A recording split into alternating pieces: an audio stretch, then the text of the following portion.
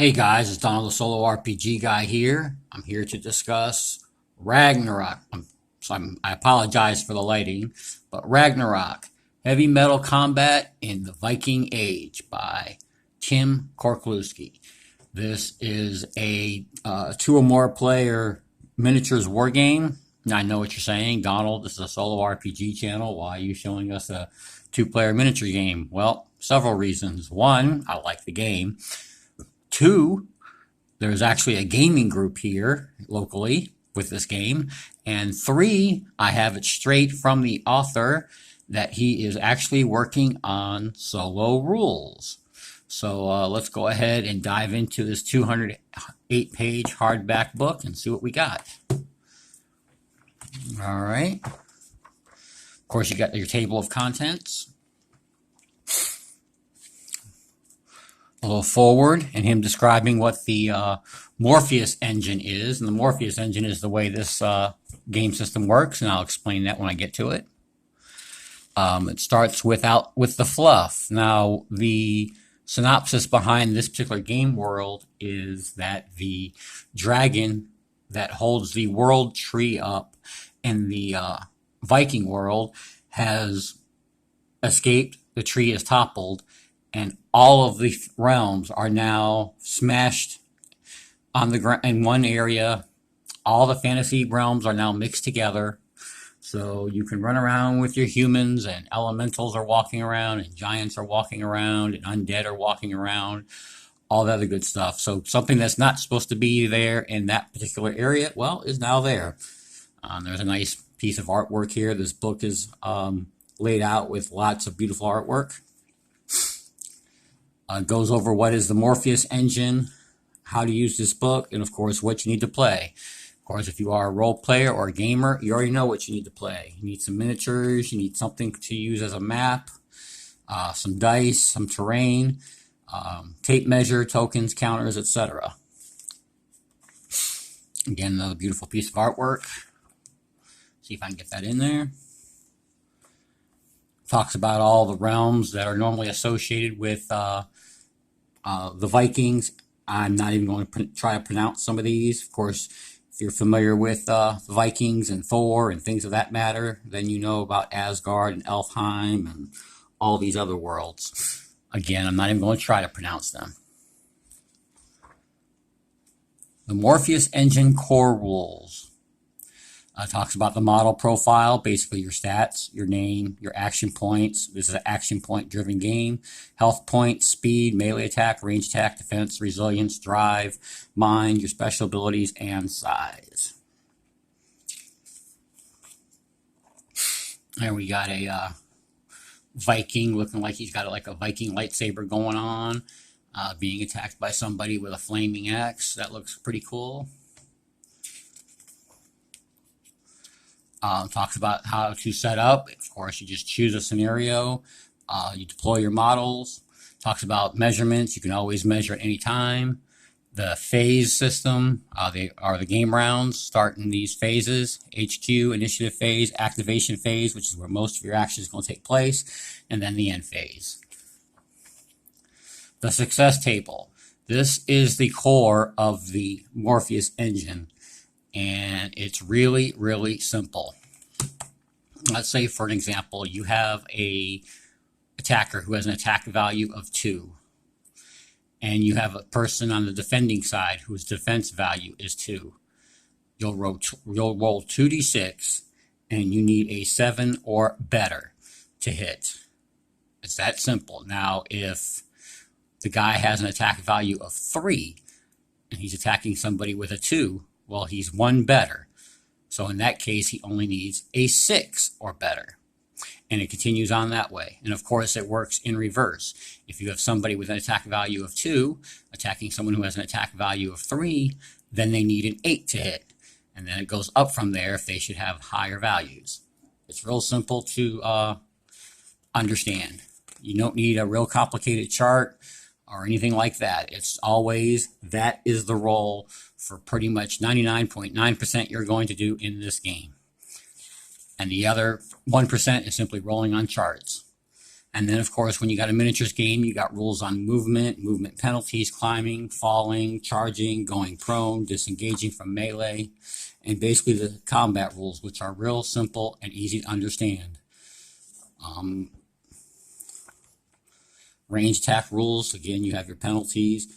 Firing at a model that's already engaged in melee. The cover rules, which again, super simple. If you have light cover, your attack suffers a -1 to the range attack. Heavy cover, -1 to range attack, and a -1 strength to the weapon, the selected weapon. Damage is based on the weapon. Your character does not have a strength score whatsoever. So basically, how strong you are is not as important as to what you're wielding. And then you got your special attacks. If you have a blast attack, a spray attack, or a line attack. Basically, does it blow up? Is it a flamethrower? Or is it like a lightning bolt? Again, another beautiful piece of artwork. Talks about the terrain elements. Basically, when you put out your terrain, you'll assign these elements, whether it blocks LOS, if it's climbable, difficult, hazardous, deep water, if it's a hill, if it's jumpable, impassable. Level determines how tall it is, light cover, shallow water, or a wall. And then also you get to make your terrain dangerous by weaponizing your terrain. You have things like a barbed forest, a lush forest, a magma pool, thin ice.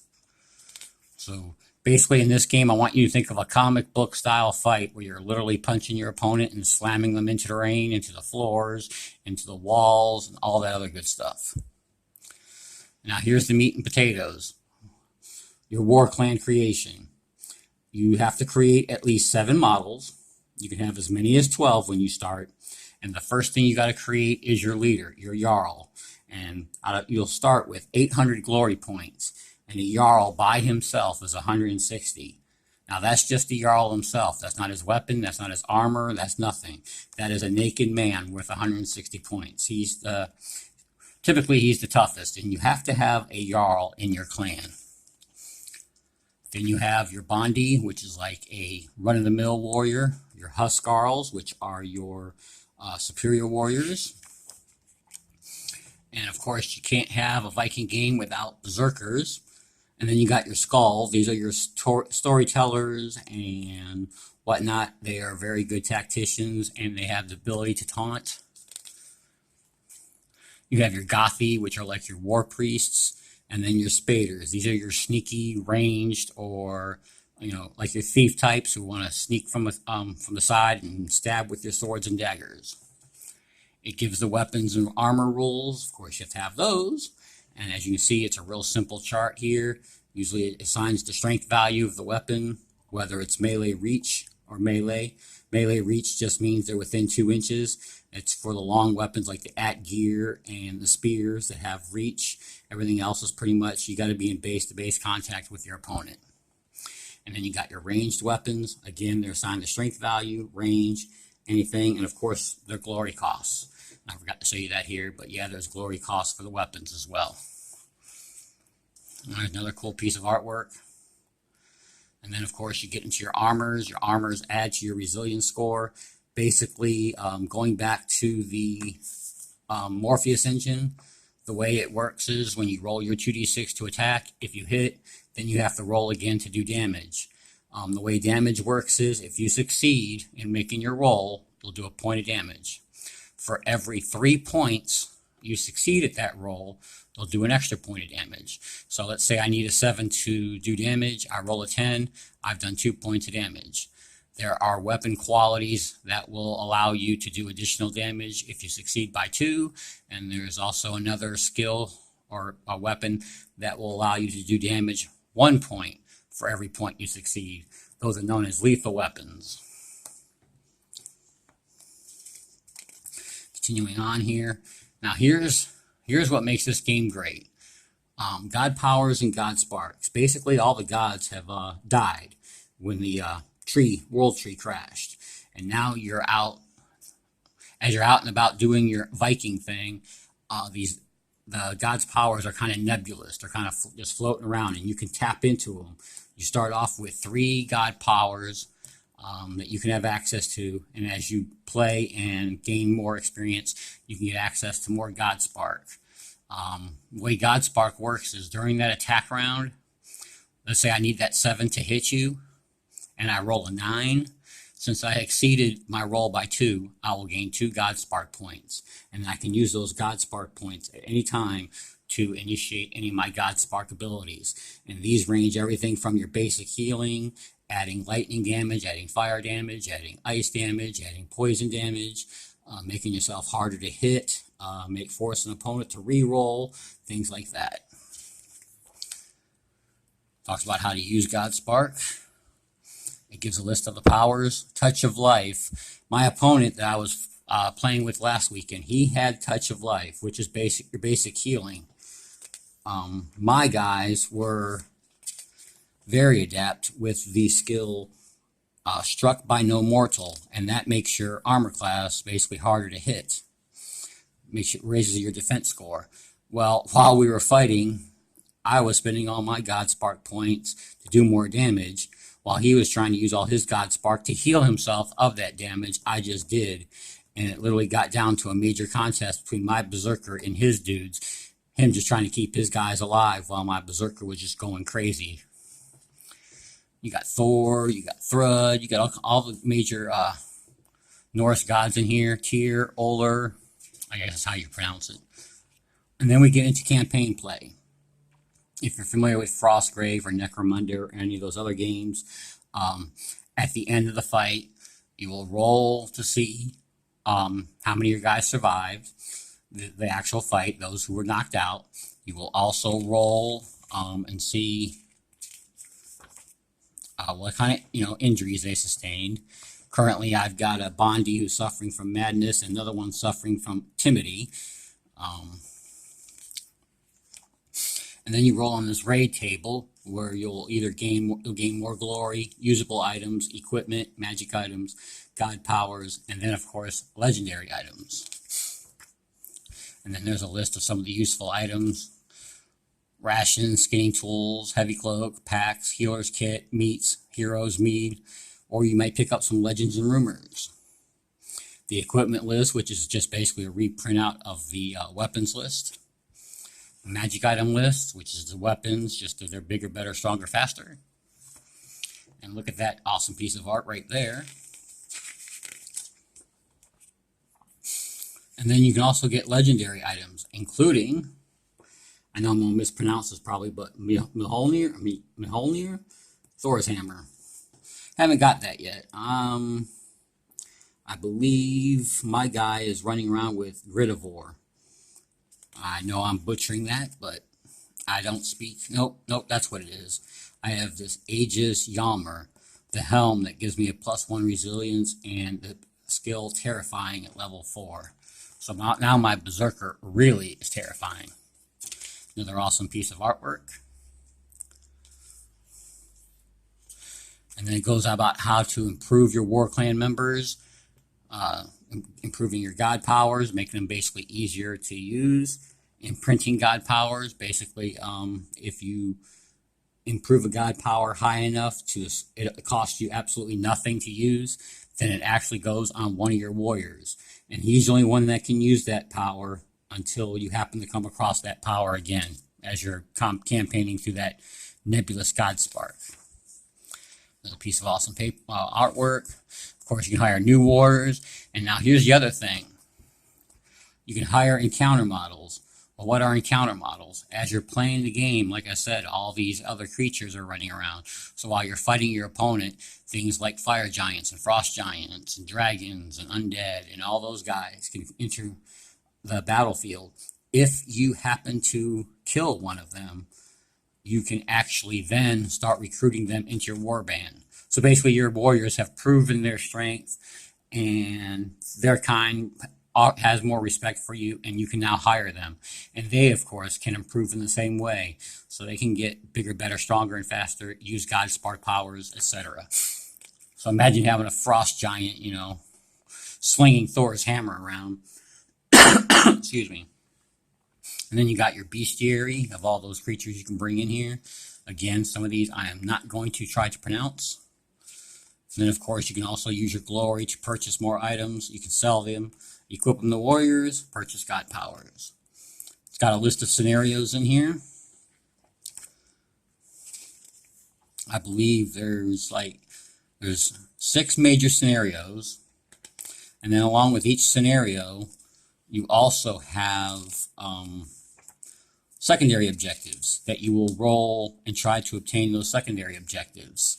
And your secondary objectives could be anything from holding your ground, advancing your war party to the other side of the battlefield on their side, killing more than they kill of you, etc. There's just a whole laundry list here of various things you can do. And then it tells you what the rules are for those particular secondary scenarios. So no 2 games would ever be the same.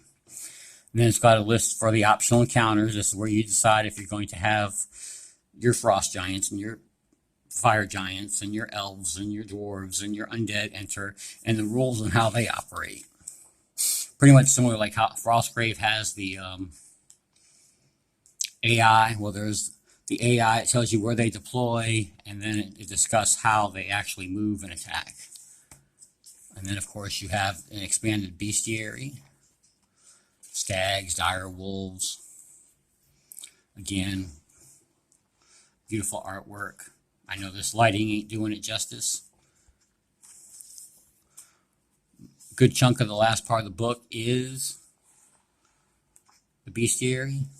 Valkyrie, get one of those in your warband. Fire elementals, giants, the undead.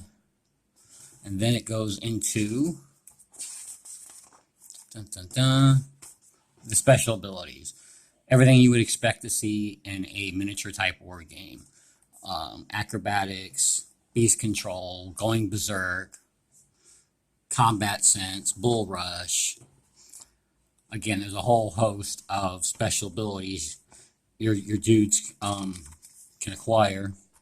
Some of them already come into the game with lots of these abilities. That's what makes each one different. Some attack abilities. There's lethal, where I was talking about earlier, on a successful strength roll. Each success stage you achieve does +1 damage instead of every 3 success stages. And then, of course, the acknowledgments. He pretty much acknowledges everybody that helped put this game together, especially his wife, for all the patience she showed while he was developing this. And then again, another piece of awesome artwork. And then, of course, you got a place here where he mentions all kinds of places you can get miniatures, terrain and gaming mats.